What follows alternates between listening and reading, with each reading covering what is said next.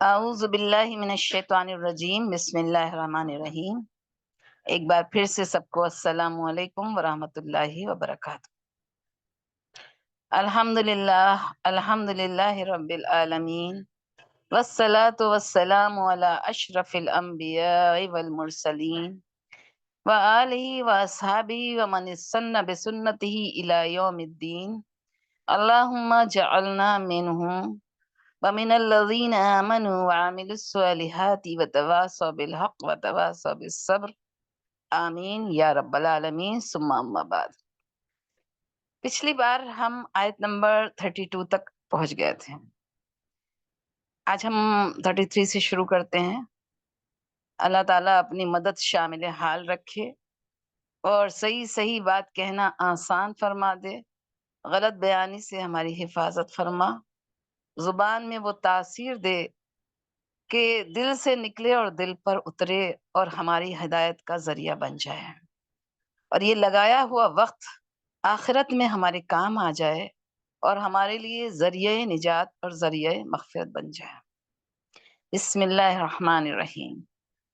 وَآیَةٌ لَّهُمُ الْأَرْضُ الْمَيْتَةُ أَحْيَيْنَاهَا وَأَخْرَجْنَا مِنْهَا حَبًّا فَمِنْهُ يَأْكُلُونَ وَجَعَلْنَا فِيهَا جنات من نخيل وعناب وفجرنا فيها من العيون ليأكلوا من ثمره وما عملته أيديهم أفلا يشكرون سبحان الذي خلق الأزواج كلها مما تنبت الأرض ومن أنفسهم ومما لا يعلمون وآية لهم الليل نسلخ منه النهار فإذا هم مظلمون والشمس تجري لمستقر لها ذلك تقدير العزيز العليم والقمر قدرناه منازل حتى عاد كالأرجون القديم لا الشمس ينبغي لها أن تدرك القمر ولا الليل سابق النهار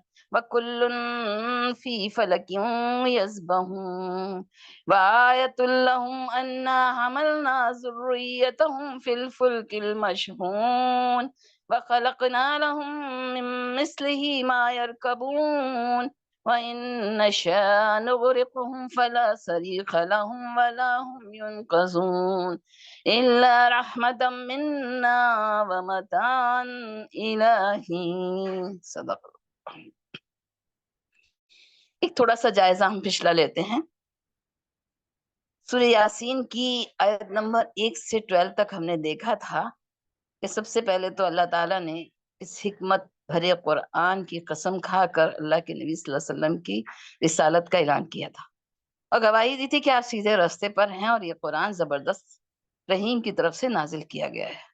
مقصد بھی بتا دیا گیا تھا کہ ان لوگوں کو خبردار کیا جائے جن کو اب تک خبردار نہیں کیا گیا اور وہ غفلت میں پڑے ہوئے ہیں، لیکن ساتھ ساتھ یہ بات بھی فرما دی تھی کہ یہ بات بھی طے شدہ ہے، لقد حق القول علی اکثرہم وہم لا یؤمنون، کہ اکثر پر یہ بات ثابت ہو چکی ہے کہ وہ ایمان نہیں لائیں گے۔ وجہ کیا بتائی گئی تھی کہ ان کے یعنی گلوں میں توق ہے اور وہ تھوڑیوں تک ٹھسے ہوئے ہیں، ہل جل نہیں سکتے، یعنی ایک جیلر کی تصویر، ایک قیدی کی تصویر بتائی جا رہی ہے، اور پھر آگے بھی دیوار ہے اور پیچھے بھی دیوار ہے اور اوپر سے بھی ڈھانکا ہوا ہے، لہٰذا کہیں سے ان کو حق نظر نہیں آتا، لہٰذا راستے بند ہو گئے ہیں۔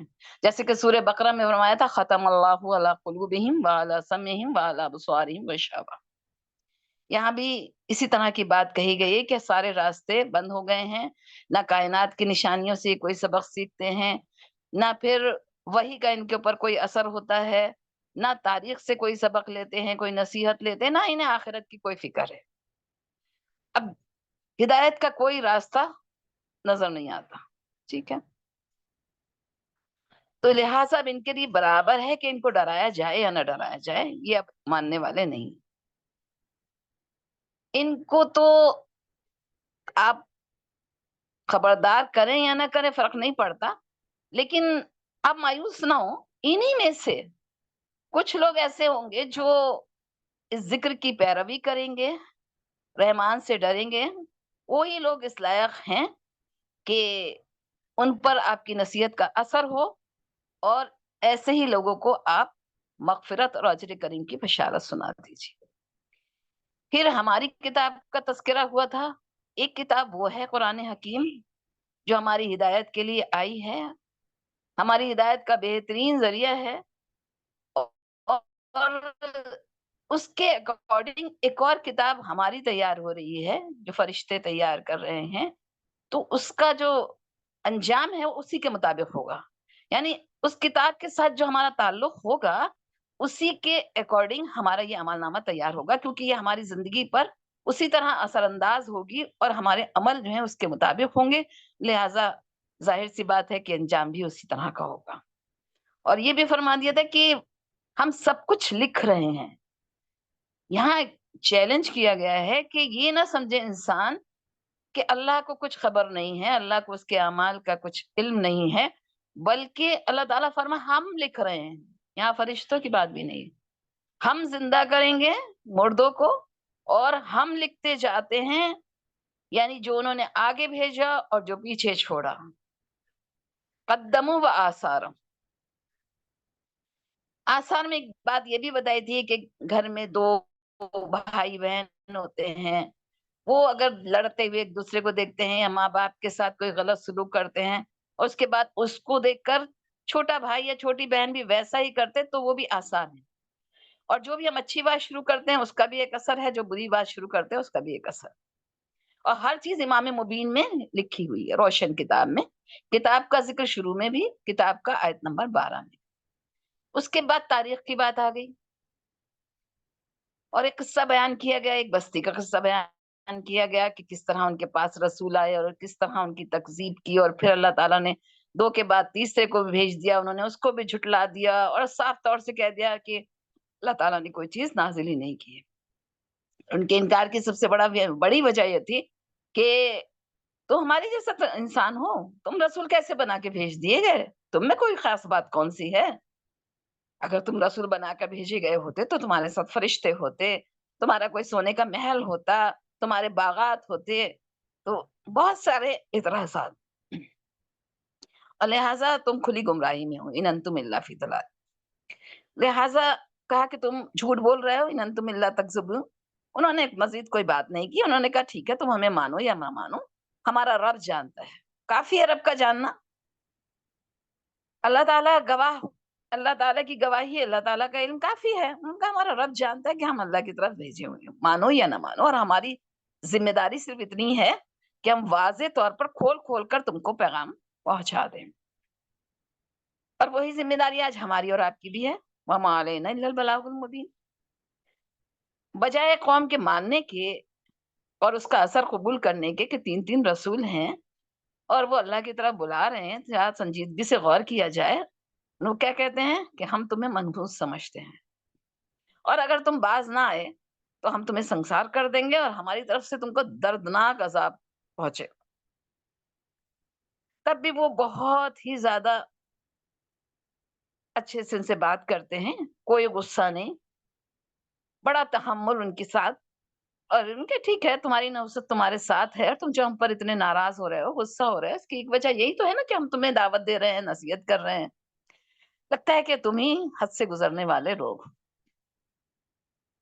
इतनी ही देर में एक शख़्स आता है, दूर से आता है, उसको बात समझ आ गई, वो दौड़ता हुआ आता है, पैगाम देता है, दावत देता है, कहता है इन रसूलों की बात मान लो, इनका अपना कोई मफ़ाद नहीं है, ये तुम्हें अल्लाह की तरफ बुला रहे हैं और तुमसे कोई मुआवज़ा नहीं माँग रहे हैं और खुद भी ये सीधे रास्ते पर हैं और मैंने भी इनकी बात को समझ लिया है। और कैसे हो सकता है कि मैं इनकी बात ना मानूँ और मैं कैसे अल्लाह की बंदगी ना करूँ, और तुम सबको भी तो वापस वहीं लौट कर जाना है, उसी की तरफ जाना है। तुम उसको मानो या मानो, रब तो तुम्हारा भी वही है, मेरा भी वही है, वापसी भी उसी की तरफ है। और फिर कहा कि मैं कैसे उसको छोड़कर दूसरों को माबूद बना लूँ? क्योंकि मेरा तो ये यकीन है ना कि अगर रहमान कोई तकलीफ पहुँचाना भी चाहे, तो ये जो माबूद हैं अल्लाह के सिवा, ये तो मेरे किसी काम नहीं आ सकते। نہ میری سفارش کر سکتے ہیں، نہ مجھے چھڑا سکتے ہیں، تو میں کیسے ان کی بندگی شروع کر دوں؟ لہٰذا اس نے اس شخص نے کہا کہ بھائی میں نے تو مان لیا، اپنے رب پر میں ایمان لے آیا، دعوت بھی دیتا جا رہا ہے اور خود یہ بھی بتا رہا ہے کہ میں نے مان لیا، ایکسپٹ کر لیا، لہٰذا تم بھی میری بات سن لو تو تمہارا بھلا ہے۔ انہوں نے کہا کہ کیا کیا بجائے اس کے کہ اس کی بات پہ غور کرتے، اس کو قتل کر دیا۔ لہٰذا فوراً کا فوراً قرآن نے اتنے پیارے انداز سے قیلت کھلی جنہ قال یا لیت قومی یعلمون بما غفر لی ربی وجعلنی من المکرمین، فوراً مجھ سے کہا کہ اللہ تعالیٰ نے جب اسے فوراً کیوں شہید تو فوراً ہی جنت میں داخل ہو جاتا ہے، میں مجھے کاش میری قوم کو پتہ چل جاتا کہ اللہ نے مجھے کیا اعزاز دیا، انہوں نے تو میری قدر نہیں جانی، انہوں نے تو میری انسلٹ کی، توہین کی، لیکن اللہ نے مجھے کیا مقام دیا، کاش میری قوم کو پتہ چل جاتا کہ اس نے میری بخشش فرما دی اور مجھے عزت والوں میں کر دیا۔ پھر اگلی آیات میں ہم نے دیکھا تھا کہ آیت نمبر 28 سے کہ اللہ تعالیٰ فرما رہے ہیں کہ اب ان کے ساتھ کوئی اور معاملہ نہیں ہونا تھا، کسی لشکر کی ضرورت نہیں تھی، کوئی اللہ تعالیٰ نے فوج نہیں اتاری، اللہ تعالیٰ فرما رہے ہیں بلکہ کیا ہوا، اس کی ضرورت بھی نہیں تھی، بلکہ کیا ہوا کہ ایک آواز تھی، ان کانت اللہ صیحۃ واحدۃ فاذا هم خامدون، ایک آواز کا ہونا تھا، سارے کے سارے بجھ کر رہ گئے، جیسے آگ بجھ جاتی نہ ٹھنڈی ہو جاتی، سب بجھنے کا لفظ یہاں استعمال کیا، خامدون۔ پھر ایک حسرت بھرا انداز، بندوں کے حال پہ افسوس ہے، حسرت ہے، یا حسرت العباد، جب بھی ان کے پاس کوئی نئی بات نہیں ہے، جب بھی کوئی رسول ان کے پاس آیا الا کانوا بہ یستہزئون، انہوں نے اس کو مذاق میں اڑایا، کبھی سیریس لیا ہی نہیں، اور قیامت کے دن کہیں گے کاش ہم نے ان کی بات کو سنا ہوتا، سمجھا ہوتا، لو کنا نسمع ونعقل ما کنا فی اصحاب السعیر، اس وقت ان کی حسرتیں کیا انبار ہوگا ان کے پاس، مگر اس وقت کوئی واپسی نہیں۔ آج یہ رسولوں کا مذاق اڑا رہے ہیں، آج اللہ کی بات نہیں مان رہے ہیں، اللہ کے احکام کا مذاق اڑا رہے ہیں، لہٰذا فرمایا گیا کہ بندوں کے حال پہ افسوس ہے، جب بھی کوئی رسول آتا ہے یہی معاملہ کرتے ہیں۔ حالانکہ اگر یہ تاریخ کے ورق الٹ کر دیکھیں تو کیا انہوں نے دیکھا نہیں کتنی ہی بستیاں کم ہلکنا اس سے پہلے ہم نے ہلاک کر دی، پر وہ اب لوٹ کے آنے والے نہیں ہیں،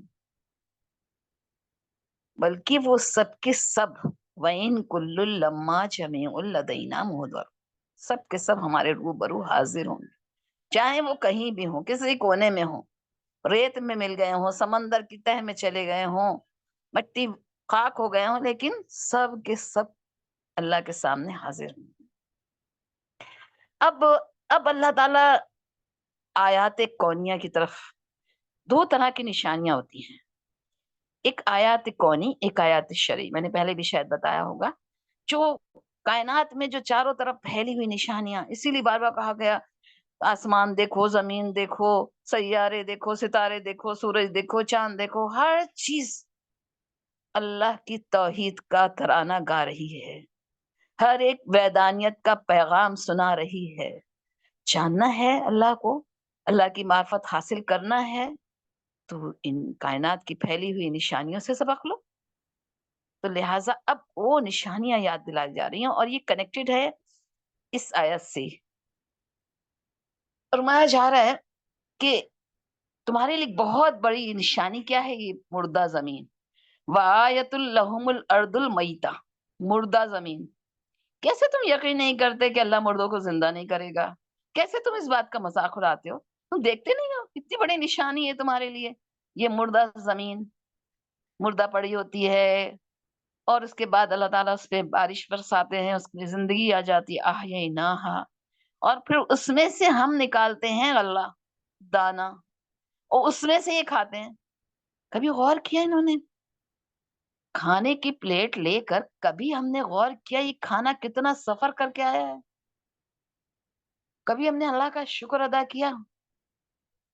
جس طرح ہمارا ایک سفر ہے، اسی طرح اس کھانے کا بھی ایک سفر ہے، جیسا کہ ہم دیکھتے ہیں سورہ عبسہ میں اللہ تعالیٰ فرماتے ہیں من ای شیء خلق، من نطفۃ خلقہ فقدر، ثم السبیل یسر، ثم اماتہ فاقبر، ثم اذا شاء انشر۔ اللہ تعالیٰ فرماتے ہیں ذرا دیکھو اپنی پیدائش پہ غور کرو، کس چیز سے پیدا کیے گئے ہو؟ نطفے سے۔ اللہ تعالیٰ نے تمہیں نطفے سے بنایا، اس گندے پانی کی بوند سے، اور پھر کیا کیا؟ تمہارے لیے راستہ آسان کیا، پھر تمہیں ثم اماتہ فاقبرہ، موت دے گا، پھر قبر میں پہنچائے گا، پھر جب چاہے گا اٹھا کھڑا کرے گا۔ تمہارا ایک سفر ہے، اسی طرح کھانے کا بھی ایک سفر ہے، اس کو بھی آگے بتایا فَلْيَنظُرِ الْإِنسَانُ إِلَىٰ طَعَامِهِ أَنَّا صَبَبْنَا الْمَاءَ صَبًّا ثُمَّ شَقَقْنَا الْأَرْضَ شَقًّا فَأَنبَتْنَا فِيهَا حَبًّا وَعِنَبًا وَقَضْبًا وَزَيْتُونًا وَنَخْلًا وَحَدَائِقَ غُلْبًا وَفَاكِهَةً وَأَبًّا مَتَاعًا لَكُمْ وَلِأَنْعَامِكُمْ۔ فرمایا جائے تم نے کبھی غور کیا؟ تم چاہیے کہ دیکھو اپنے کھانے کی طرف، جو تم کھا رہے ہو اس پہ کبھی غور کیا کہ کس طرح اللہ تعالیٰ نے کہاں بارش ہوئی، کہاں وہ بیج ڈلا، پھر زمین کو اللہ تعالیٰ نے پھاڑا، پھر اس میں سے اللہ نکالا، پھر تمہارے لیے تمام چیزیں، ترکاری، انگور، کھجورے، تمام چیزیں، زیتون، یہ ساری چیزیں تمہارے لیے نکالی، اور گھنے گھنے باغ، حدائق غلبہ، اور میوے اور چارہ تمہارے لیے بھی اور تمہارے جانوروں کے لیے، یا سب کچھ تمہارے ہی لیے کیا اللہ نے۔ اس کا بھی ایک سفر ہے، یہ سفر طے کر کے آیا ہے، جس طرح تمہارا سفر ہے اس طرح کھانے کا سفر بھی ہے۔ تو یہاں پر بتایا جاتا ہے کہ غور کرا تم نے کبھی اس نشانی پہ؟ غور، ہمارے پاس وقت ہی کہاں ہے غور و فکر کرنے کا؟ قرآن تو ہمیں بار بار غور و فکر کی، تدبر کی دعوت دیتا ہے۔ افلا یتدبرون القرآن، قرآن میں تدبر کیوں نہیں کرتے؟ قرآن میں غور و فکر کیوں نہیں کرتے؟ قرآن میں ڈوب کیوں نہیں جاتے؟ کیوں تم سطحی طے پر قرآن پڑھتے ہو؟ تو لہٰذا یہاں پر اس مردہ زمین کی طرف توجہ دلائی گئی کہ ہم نے اسے زندہ کیا۔ جو مردہ زمین کو زندہ کر سکتا ہے، کیا تمہیں دوبارہ زندہ نہیں کر سکتا؟ اور پھر ایک وقت تھا تم ماں کے پیٹ میں تھے، یہ کھانا زمین کے اندر تھا، ایک وقت آئے گا کہ تم بھی اس زمین کے اندر واپس جاؤ گے، مٹی سے نکلے مٹی میں ہی واپس جاؤ گے۔ کھاتے وقت تمہیں دھیان نہیں آتا فامن ہو یا اسی میں سے تو تم کھاتے ہو؟ اور پھر تمہارے اللہ تعالیٰ نے کیا کیا؟ تمہاری اسی زمین سے، صرف زمین پر ہی انسان غور کرے تو دنگ رہ جاتا ہے۔ اللہ تعالیٰ فرمانا ہے وَجَعَلْنَا فِيهَا جَنَّاتٍ مِّن نَخِيلٍ وَأَعْنَابٍ وَفَجَّرْنَا فِيهَا مِنَ الْعُيُونِ، اور اسی میں سے تمہارے لیے کیا بنایا؟ باغات۔ آپ دیکھیے کہ یہ جنت کا لفظ دنیا کے باغات کے لیے بھی آتا ہے اور جنت کے لیے بھی آتا ہے۔ کیا ریزمبلنس ہے اس جنت کے بارے میں، تو آدمی تصور بھی نہیں کر سکتا۔ آتا ہے نا حدیث میں کہ جنت تو وہ جگہ ہے نہ کسی آنکھ نے دیکھا، نہ کسی کان نے سنا، اور نہ کسی کے دل پر اس کا خیال بھی گزرا۔ کین ناٹ بی امیجن، انسان تصور ہی نہیں کر سکتا، سوچ ہی نہیں سکتا۔ ایسے خیالوں کی دنیا میں کہاں سے کہاں انسان چلا جاتا ہے، لیکن جنت کے بارے میں تصور کرنا بھی محال ہے۔ اچھا، جنت میں جن چیزوں کا ذکر ہے، جنت میں بھی کھجوریں ہیں، جنت میں بھی انگور ہیں، یہ تمام چیزیں ہیں، جنت میں بھی چشمے بہ رہے ہیں۔ کہیں اللہ تعالیٰ فرما رہا ہے جنت میں، جیسے ہم نے سورہ رحمان میں پڑھا تھا، کہیں چشمے بہ رہے ہیں، یہاں بھی فجرنا کے بعد ذکر آیا ہے، پھاڑ دیے ہم نے اس میں سے چشمے، کہیں ابلتے ہوئے چشمے ہیں، مانی چھینٹیں پڑ رہی ہیں، خوبصورتی ان کی، اس کی تو شان ہی الگ ہے، لیکن تھوڑی سی ریزمبلنس بتائی جا رہی ہے تاکہ کوئی چیز ہمیں بالکل پہلی بار ہم کوئی دیکھتے ہیں نا تو ہم وہ اس سے اجنبیت محسوس کرتے ہیں۔ اسی لیے جو جنت کے پھل ہے نا، تھوڑی سی مشابہت ہے یہاں پر، جیسے کہ سورہ بقرہ میں فرمایا نا کلما رزقوا منها من ثمرة رزقا قالوا هذا الذي رزقنا من قبل وأتوا به متشابها۔ جب ان کو پھل کھانے کے لیے دیے جائیں گے وہ جنت میں، تو کہیں گے یہ تو ہمیں پہلے بھی دیے گئے تھے، کیونکہ تھوڑی ریزمبلنس ہونی چاہیے، تبھی تو ہمیں اس سے کی طرف ہمارا کھچاؤ ہوگا، رغبتیں ہوں۔ تو لہٰذا یہاں پہ فرمایا جا رہا ہے کہ یہاں بھی اللہ تعالیٰ ہمارے دیے کیسے باغات بنائے، اور کیسے کھجوریں، اور کیسے انگور آنا، اور پھر کیسے تمہارے لیے چشمے، کہ اس کو انسان دیکھتا ہے تو دیکھتا ہی رہ جائے۔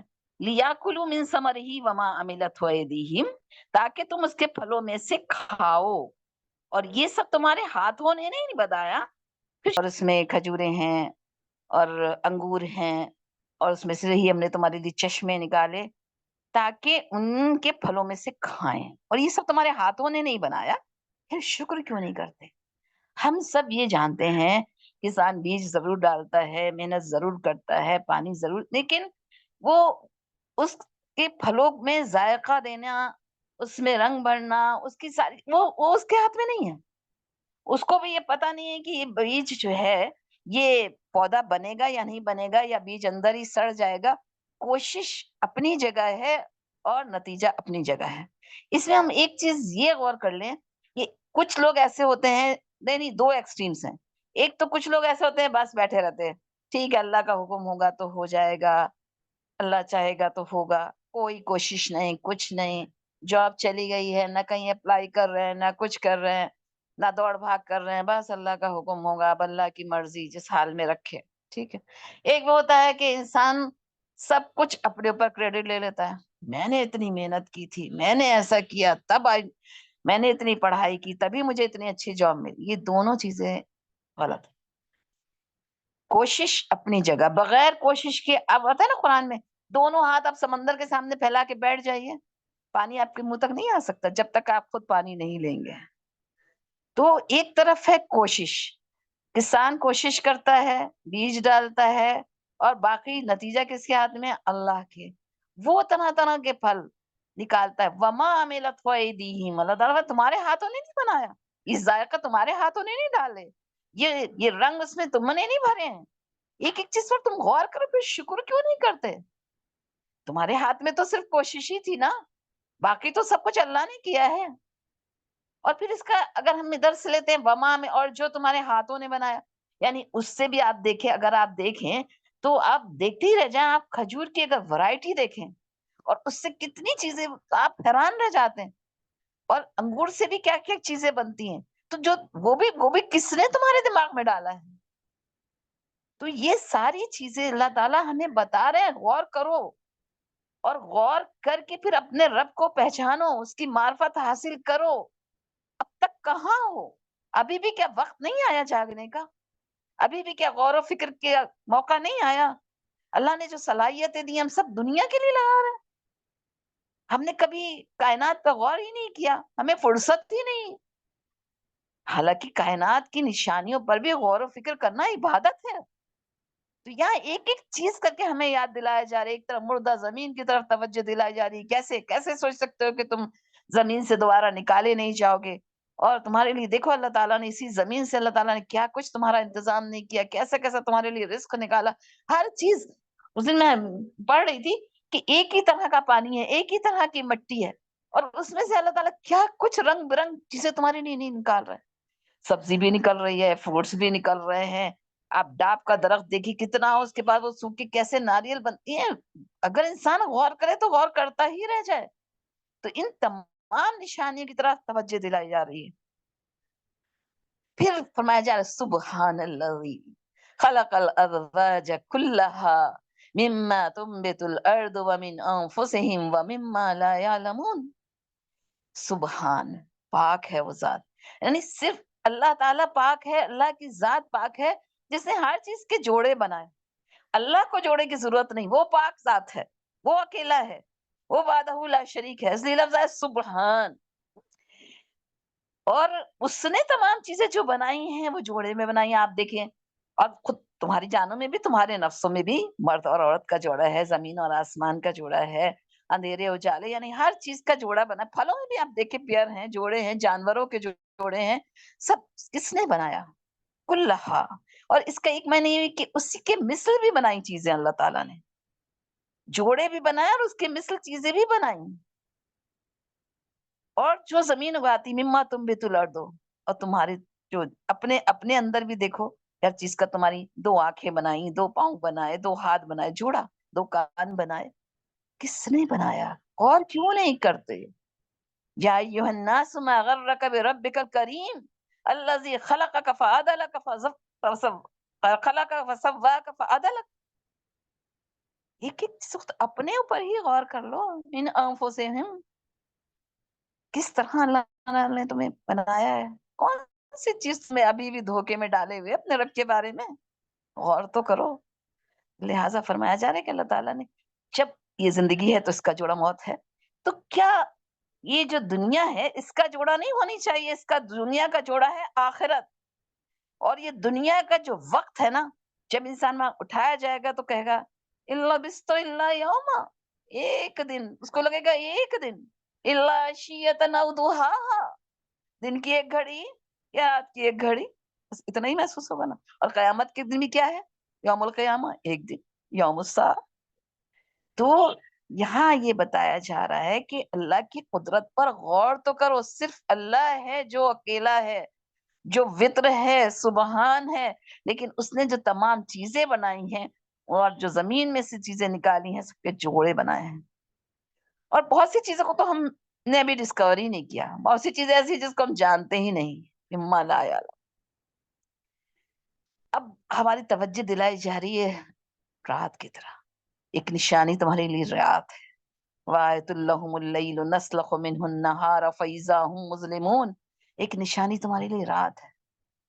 قرآن میں اللہ تعالیٰ فرماتا ہے کہ اگر اللہ تعالیٰ قیامت تک کے لیے ہمیشہ کے لیے رات کر دیتا تو کسی کی طاقت سے کوئی تمہارے دن لے، اور ساری یہ قدرت کی نشانیاں بار بار سورہ آل عمران کی آخری آیت میں اللہ تعالیٰ فرماتا ان فی ذالک ان فی اختلاف اللیل والنہار لآیات لأولی الالباب، ان فی خلق السماوات والارض واختلاف اللیل والنہار لآیات لأولی الالباب، آسمان و زمین کی پیدائش میں، دن اور رات کے آنے میں کس کے لیے نشانی ہے؟ اولو الالباب کے لیے، عقل مندوں کے لیے، وہ غور کرتے ہیں، وہ کائنات کی ایک ایک نشانی دیکھ کر اپنے اللہ کا قرب حاصل کرتے ہیں، اپنے اللہ کی معرفت حاصل کرتے ہیں۔ تو تمہارے لیے ایک نشانی رات ہے جس میں ہم کیا کرتے ہیں؟ دن کھینچ لیتے ہیں، نسلخو منہ النہار، اور پھر اندھیرا ہو جاتا ہے، دن ہوتا ہے، پوری طرح روشنی پھیلی ہوئی ہوتی ہے، اس کے بعد آہستہ آہستہ کیا ہوتا ہے؟ شام ہوتی ہے، اس کے بعد رات ہوتی ہے، اندھیرا چھا جاتا ہے۔ یہ کیا قدرت کی نشانی کم ہے؟ ہر روز ہم دیکھتے ہیں یہ رات اور دن کا جو نظام ہے، یہ ہر ایک کی نظر سے گزرتا ہے اور انسان اس پہ غور نہیں کرتا۔ پھر اب سورج کی بات آ رہی ہے، وَالشَّمْسُ تَجْرِي لِمُسْتَقَرٍّ لَهَا ذَلِكَ تَقْدِيرُ الْعَزِيزِ الْعَلِيمِ، سورج اپنے مستقر پر چل رہا ہے، اور یہ کس کا اندازہ ہے؟ اپنی مرضی نہیں ہے اس کی، اس کا نکلنا، اس کا ڈوبنا، کہاں ڈوبنا ہے، کس طرح وہ اللہ کے پاس سجدہ کا ریز ہوتا ہے، پھر اللہ سے اجازت لیتا ہے، پھر نکلتا ہے، پھر ڈوبتا ہے، سارا جو نظام چل رہا ہے معمولی نظام نہیں ہے، سورج کی روشنی، اور یہ اندازہ کس کا ہے؟ زبردست علم والے کا اندازہ ہے، یہ کوئی اور کر ہی نہیں سکتا۔ جب سے اللہ نے یہ نظام بنایا، یہ نظام قائم ہے، لیکن ہم غور نہیں کرتے، ہم تدبر نہیں کرتے، ہم تفکر نہیں کرتے۔ اور پھر اللہ نے چاند کی بات کی، سورج سے کیا ہوتا ہے؟ یہ سورج کا جو مینجمنٹ ہے، اس میں کیا ہوتا ہے؟ ہم گھنٹوں کا ٹائمنگ کا پتہ چلتا ہے ہمیں سورج سے۔ اب والقمر قدرناہ منازل، اور چاند کی بھی ہم نے منزلیں مقرر کر دی ہیں، یہاں تک کہ حتی عاد کالعرجون القدیم، یہاں تک کہ وہ کیا ہو جاتا ہے؟ ایک وقت آتا ہے بہت باریک سا چاند ہوتا ہے، پھر بڑھتا جاتا ہے، پڑھتا جاتا ہے، حالانکہ یہ روشنی کس سے لیتا ہے؟ اس کی اپنی روشنی نہیں ہے، سورج سے روشنی، جیسے جیسے روشنی تیز ہوتی ہے بڑھتا جاتا ہے، ایک وقت آتا ہے چاند پورا کامل چاند ہو جاتا ہے، اور اس کے بعد کیا آتا ہے؟ پھر آہستہ آہستہ گھٹتا چلا جاتا ہے، اور گھٹنے کے بعد میں پھر کیا ہوتا ہے؟ ایک ایسا آتا ہے کہ کھجور کی پرانی شاخ جو بینڈ ہو جاتی ہے اس کی طرح ہو جاتا ہے، کالعرجون القدیم۔ یہ سب کون چلا رہا ہے؟ اور چاند سے ہم مہینے، آپ دیکھیں، آپ کا حج ہوتا ہے، آپ کا یہ روزہ ہوتا ہے، یہ ساری چیزیں کس سے چل رہی؟ یہ ہمارا مہینوں کا یہ جو یہ نظام ہے، یہ کیلنڈر ہے، ایک ہوتا ہے ٹائم، ایک کے لیے گھڑی ہوتی ہے، کیلنڈر ہوتا ہے۔ سورج ہمارے لیے گھڑی کا کام کرتی ہے، اور چاند جو ہے وہ کیلنڈر کا کام کرتا ہے، اسی سے ہمارے اسلامک جتنے بھی یعنی وہ ہیں وہ سارے چلتے رہتے ہیں۔ تو یہ ساری چیزیں دیکھیں، کون اس کو چلا رہا ہے، کون اس کو گھٹا رہا ہے، کون بڑھا رہا ہے، کس کی، یہ سارا نظام جو ہے، اس سے اللہ کی قدرت تمہیں نظر نہیں آ رہی؟ پھر آپ دیکھیں لَلشَّمْسُ يَنبَغِي لَهَا أَن تُدْرِكَ الْقَمَرَ، اپنا اتنا بیلنس ہے ان کا، اس سے تم نصیحت حاصل کرو۔ ہمیں تو بڑی لوگوں سے شکایتیں ہوتی ہیں، ذرا سا مزاج کے خلاف بات ہو جائے پھر ہم سے برداشت نہیں ہوتا، لیکن سورج اور چاند کو دیکھو، کیسے اللہ نے ان کو مسخر کیا ہے، کیسے اللہ کی اطاعت گزاری میں، کیسے اللہ کی فرمانبرداری میں لگے ہوئے ہیں ایک دم۔ سورج کی یہ مجال نہیں کہ چاند کو جا پکڑے، اور نہ للشمس ينبغي لها ان تدرك القمر ولا الليل السابق، اور نہ رات دن سے پہلے آ سکتی ہے. سب اپنے اپنے دائرے میں چلتا ہے، سب کا ایک نظام ہے. تو یہاں اگر ہم ایک چیز اور لیتے، ایک سورج کی روشنی ہے جو کامل ہے، ٹھیک ہے، اپنی روشنی ہے. چاند کی جو روشنی ہے وہ اس کی اپنی نہیں ہے، بلکہ سورج کی وجہ سے اسے جو روشنی مل رہی ہے. یہاں جو یمبغی کا لفظ آیا ہے اس سورہ میں دو جگہ آیا ہے. ایک جگہ آیا یہاں سورج کے لیے، اور دوسری جگہ آیا نبی کریم صلی اللہ علیہ وسلم کے لیے. وما علمناہ الشعر وما ينبغي له ان هو الا ذکر وقرآن مبین، کہ سورج کے لیے بھی یہ مناسب نہیں کہ وہ چاند کو جا پکڑے، اور نہ دن رات سے پہلے آ سکتا ہے. یعنی سورج کی اپنی روشنی ہے، چاند کا اپنا حساب ہے. لہذا اللہ کے نبی صلی اللہ علیہ وسلم اور یہ قرآن کو بھی سورج داعین الی اللہ و سراجا منیرا کہا گیا قرآن میں. تو یہ جو ہمارے پاس جو روشنی آئی ہے وہ سورج سے ملی ہے روشنی. اللہ کے نبی صلی اللہ علیہ وسلم نے کو جو اللہ تعالیٰ نے قرآن عطا فرمایا اس کی روشنی سے ہمارے پاس روشنی ہے. اگر ہم روشنی حاصل کرنا چاہتے ہیں تو ہمیں اس قرآن سے روشنی حاصل کرنی ہے، ٹھیک ہے. جتنا جو قرآن سے قریب جائے گا اتنا اس کا دل روشن ہوتا چلا جائے گا، کیونکہ قرآن کیا ہے؟ ایک روشنی ہے. قد جاکم من اللہ نور و کتاب مبین. اللہ نے تمہارے پاس ایک روشنی بھیجی، تم فائدہ نہیں اٹھاتے اس روشنی سے، تمہارا اپنا نقصان ہے. اب بھی اس روشنی کی قدر کر لو. ایک وقت تھا، ایک لمبا وقت تھا، اندھیرا تھا، دور جاہلیت تھا، ایک عرصے تک کوئی نبی رسول نہیں آیا تھا. اللہ تعالیٰ نے یہ سراج منیرہ بھیجا، اللہ تعالیٰ نے پیارے نبی صلی اللہ علیہ وسلم کو روشنی بنا کر بھیجا، ہدایت کا ذریعہ بنا کر بھیجا.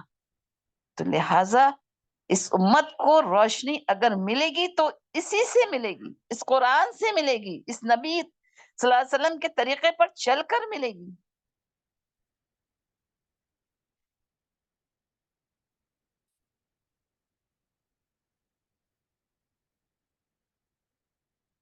وَآيَةٌ لَّهُمْ أَنَّا حَمَلْنَا ذُرِّيَّتَهُمْ فِي الْفُلْكِ الْمَشْحُونِ وَخَلَقْنَا لَهُم مِّن مِّثْلِهِ مَا يَرْكَبُونَ وَإِن نَّشَأْ نُغْرِقْهُمْ فَلَا صَرِيخَ لَهُمْ وَلَا هُمْ يُنقَذُونَ إِلَّا رَحْمَةً مِّنَّا وَمَتَاعًا إِلَىٰ حِينٍ. اب یاد دلایا جا رہا ہے، اور غور کرو. ہم نے کیا کیا؟ تمہیں بھری ہوئی کشتی میں سوار کر دیا، تمہاری اولاد کو، ذریتوں بھری ہوئی فلک المشحون. اور ایسی اور بھی چیزیں بہت بنائی ہم نے جس پہ تم سوار ہوتے ہو. یعنی اس میں اشارہ ہے کشتی نوح کی طرف. سب سے پہلے جو کشتی بنی کوئی نہیں جانتا تھا، خود نوح علیہ السلام بھی نہیں جانتے تھے. ان کو اللہ تعالیٰ نے حکم دیا وَاصْنَعِ الْفُلْكَ بِأَعْيُنِنَا وَوَحْيِنَا، کشتی بناؤ ہماری نظروں کے سامنے، ہماری نگرانی میں بناؤ.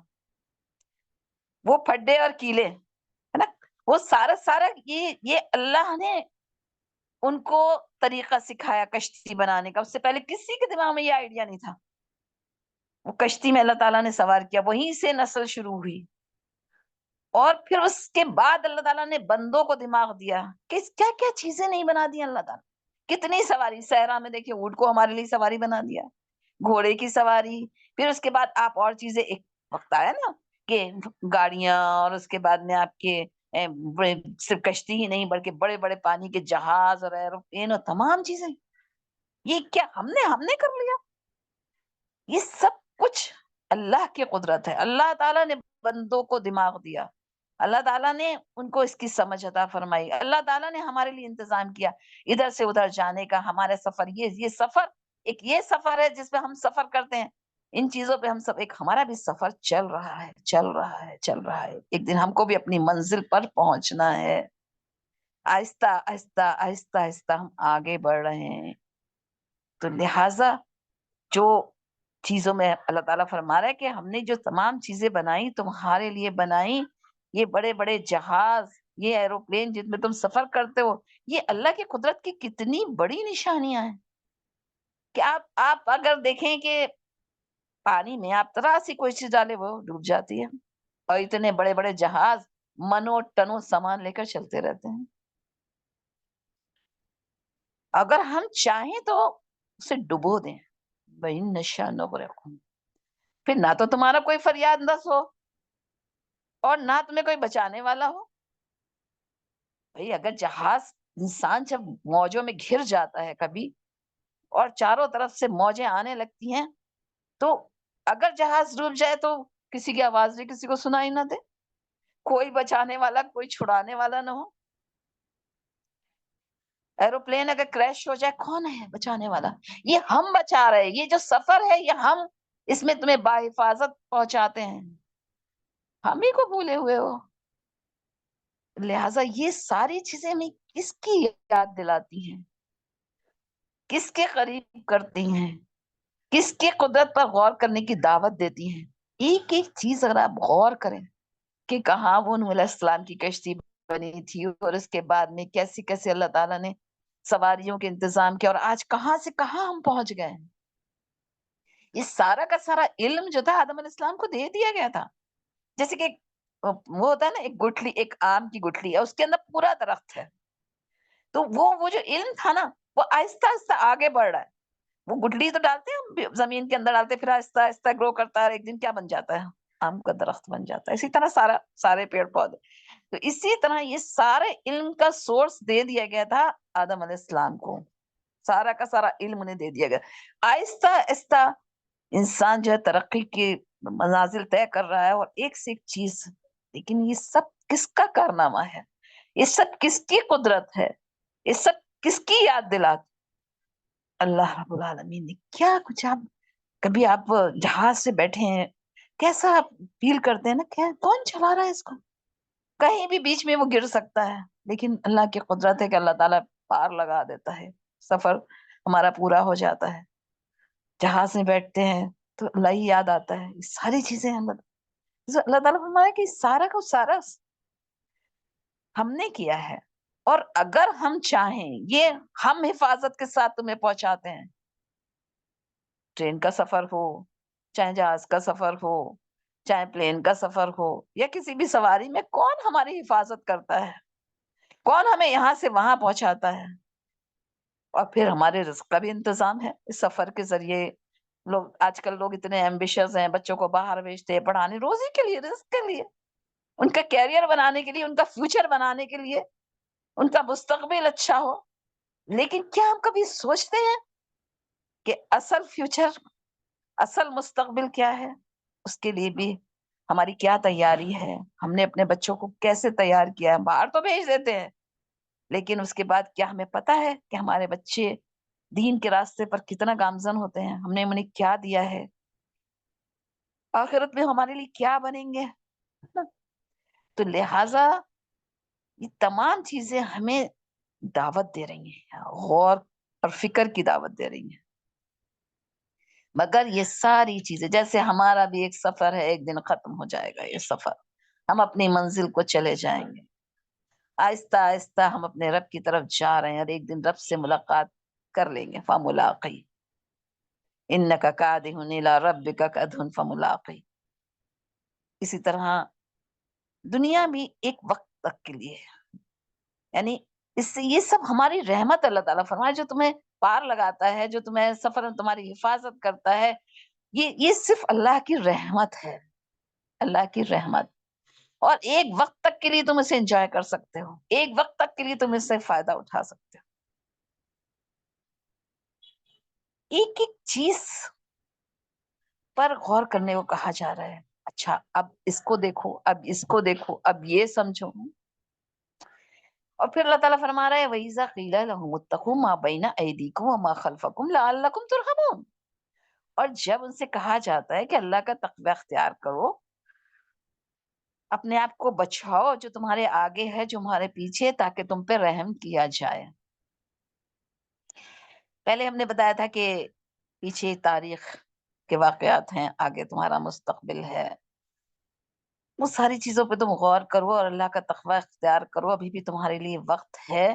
دوسری بات یہ کہ یہ جو بین ایدی کو تمہارے سامنے ہے، تمہارے اپنے اعمال بھی تو تمہارے سامنے ہے نا، کیا کیا ہے تم نے پچھلی زندگی میں، کیا تیاری ہے تمہاری؟ لہٰذا اب بھی سنبھل جاؤ تاکہ تم پر رحم کیا جائے۔ رحم کا جو مطلب ہے بہت وسیع ہے، بہت وسیع ہے. تھوڑا سا میں بتانا چاہوں گی. یہ ہم تو سمجھتے ہیں انگلش میں کیا کہتے ہیں رحم کو، مرسی. یعنی آپ کے ساتھ کچھ برا ہونے والا تھا، آپ کے ساتھ کسی نے رحم کیا، چھوڑ دیا، ٹھیک ہے. لیکن یہ جو لفظ رحم ہے، راہ میم، یہ ماں کے اس سے آپ دیکھیں یہ رحم جو اللہ کا، اللہ کی جو رحمت ہے تاکہ تم پہ رحم کیا جائے. ایک ماں اور ایک بچے کا معاملہ اگر ہم دیکھیں، رحم میں ماں بچے کو کتنے، جب ایک ماں جب پریگننٹ ہوتی ہے شروع سے کتنا تکلیف جھیلتی ہے، اور ہر طرح کے اس کے پر اثرات ہوتے ہیں. ایموشنلی بھی وہ ویک ہوتی ہے، فزیکلی بھی ویک ہوتی ہے، چڑچڑا تمام چیزیں. لیکن وہ کتنا اس سے گزرتی ہے، کتنے مرحلوں سے گزرتی ہے. اس کے بعد بچہ دنیا میں آتا ہے، اپنا خون چساتی ہے، 2 سال تک اسے دودھ پلاتی ہے نا، وہ بھی مرحلے ہیں. پھر یہ کہ ماں بچے سے کچھ نہیں چاہتی، ماں تو اپنی جان نچھاور کرتی رہتی ہے اس پر، راتوں کی نیند حرام کرتی، اس سے بچے سے اس کو کچھ نہیں. وہ بس اپنے بچے کے پیچھے دیوانی رہتی ہے، میرے بچے کو کچھ نہ ہو. کبھی اگر ڈانٹ بھی دیتی ہے تو فوراً گلے لگا لیتی ہے، فوراً اس کو پیار کرتی ہے، فوراً اس کو چپٹاتی ہے. تو یہ اسی چھوٹی سی جھلک ہے کہ ماں اور بچے کی. اور اللہ کے تو رحم کا کوئی ٹھکانہ نہیں ہے. اللہ تعالیٰ وہ فرما رہے ہیں کہ تم ابھی بھی اللہ کا تقوی اختیار کرو، اپنے آپ کو بچاؤ، اس دن سے بچاؤ. کہیں آتا ہے وَاتَّقُوا يَوْمًا تُرْجَعُونَ فِيهِ إِلَى اللَّهِ، ڈرو اس دن سے، بچاؤ اپنے آپ کو، اس دن سے تم اللہ کی طرف لوٹائے جاؤ گے. سورہ نساء میں فرمایا وَاتَّقُوا اللَّهَ الَّذِي تَسَاءَلُونَ بِهِ وَالْأَرْحَامَ، اس اللہ کا تقوی اختیار کرو جس کا واسطہ دے دے کہ تم اپنے حق مانگتے ہو. اور یہ رحم رشتوں کو جوڑ کے رکھو. تقوی، تقوی، اللہ کے تقوی کا تو قرآن میں بہت زیادہ تذکرہ ہے. تو بہرحال یہاں بھی یاد دلایا جا رہا ہے جب ان سے کہا جاتا ہے کہ جو تمہارے آگے ہے، جو تمہارے پیچھے ہے، تم اس سے ڈرو، تقوی اختیار کر. ایسے اصل ڈر کے لیے آتا ہے اخاف اللہ، اللہ کا جو خوف. یہاں پر یہ ہے تقوی کے معنی یہ ہے کہ اللہ کی محبت اس قدر ہمارے دل میں ہو، اتنی جاگزی ہو کہ ہر گناہ والا قدم ہمارا پیچھے ہٹ جائے. میرا اللہ مجھ سے ناراض، اس کی ناراضگی والا کوئی کام ہم نہ کریں، اس کا شائبہ بھی ہمارے دل میں نہ ہو، ہم سوچ بھی نہ سکے کہ ہم رب کو ناراض کرنے والا کوئی کام کر بھی سکتے ہیں. اور جہاں موقع ملے نیکی کے کام کرنے کا، وہاں دوڑ کر سابقوں بالخیرات بن کر دکھائیں.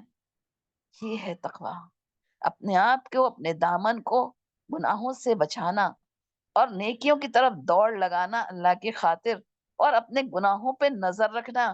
ہم سے جو غلطیاں ہو گئی ہیں اس پر اللہ کو منا لینا، اس پر اللہ کو راضی کر لینا، اور آگے کی فکر کرنا. کوئی لوٹ کے تو اللہ کے پاس جانا ہے، واپسی تو وہی ہے.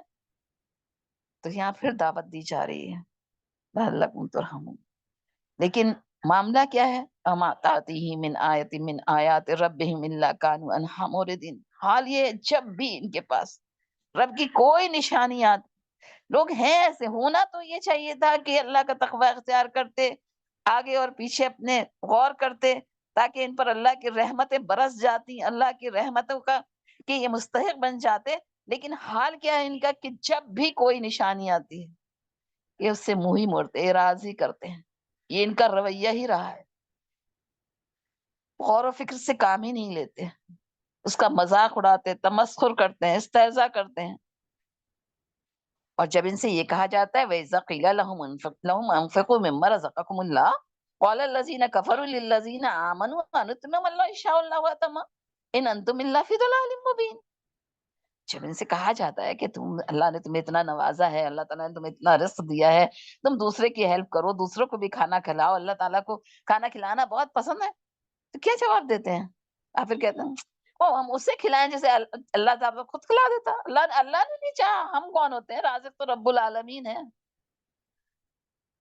آپ صرف غور کریں کہ انسان اللہ کے دیے میں سے بھی دینا نہیں چاہتا، بلکہ کیا کہتا ہے اللہ کی مرضی ہوتی اللہ اسے بھی دے دیتا، اللہ چاہتا اسے بھی کھلا دیتا، اور تم تو کھلی گمراہی میں.